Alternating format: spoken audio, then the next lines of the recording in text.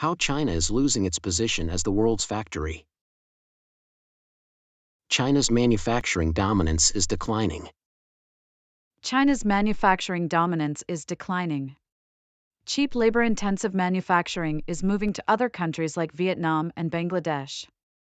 Yes, but China is still the world's largest manufacturer, accounting for nearly 30% of global manufacturing output. That's true, but labor costs in China have risen significantly in recent years, making it less attractive for labor-intensive manufacturing. But China is also moving up the value chain, focusing more on high-tech and innovative industries. That's a good point, but there's also been a shift in attitudes among Chinese workers. They're no longer willing to work long hours for low pay in unsafe conditions. That's understandable, but it's also a sign of progress. As China's economy develops, workers are demanding better working conditions and higher wages. But that also means that China's competitive advantage in manufacturing is eroding, and other countries are becoming more attractive for foreign investment. I agree that China is facing challenges, but it's also adapting and innovating. The government is investing heavily in new technologies and infrastructure to maintain its competitiveness. That's true, but there are also geopolitical risks, such as the ongoing trade tensions with the US, that could impact China's manufacturing sector. I agree that there are risks, but China is also diversifying its export markets and reducing its reliance on the US. In summary, China's position as the world's factory is declining due to rising labor costs and changing attitudes among workers. While China is adapting and innovating, it also faces challenges and risks that could impact its manufacturing sector. Aging population and frequent trade tensions are key factors. China's aging population is a significant challenge to its position as the world's factory. By 2035, it's estimated that China's population over 60 will exceed 400 million, which will increase labor costs and decrease productivity. I agree that aging population is a challenge, but China still has a large pool of young and skilled workers. Plus, automation and technology can help offset the impact of an aging population. Automation and technology can help, but they also require significant investment and training. And China's labor force is already facing shortages in certain industries. That's true, but China is also investing heavily in education and training programs to develop a more skilled workforce. Plus, the government is implementing policies to encourage innovation and entrepreneurship.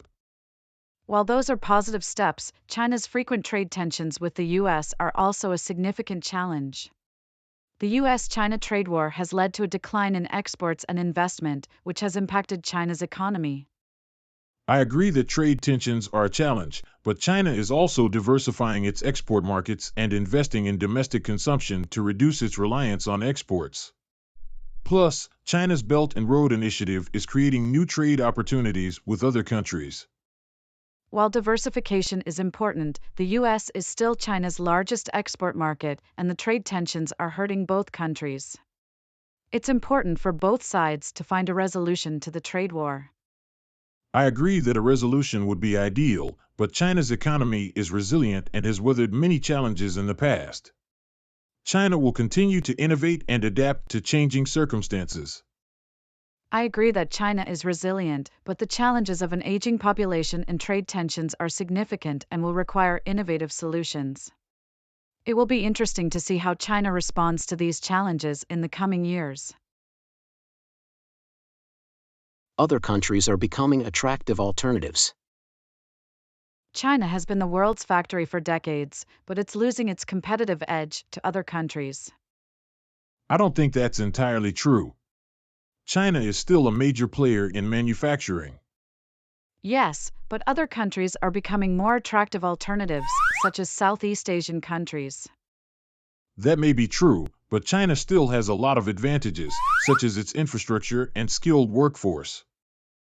True, but India is also becoming a major player in manufacturing, with its industrialization and large workforce. India may have potential, but it still has a long way to go to catch up with China's manufacturing capabilities. That may be true, but Mexico is also becoming a big winner in manufacturing, especially with its proximity to the US market. Mexico may have advantages, but it also has challenges, such as its crime rate and political instability. Those are valid concerns, but the fact remains that other countries are becoming more competitive in manufacturing, and China needs to adapt to stay ahead.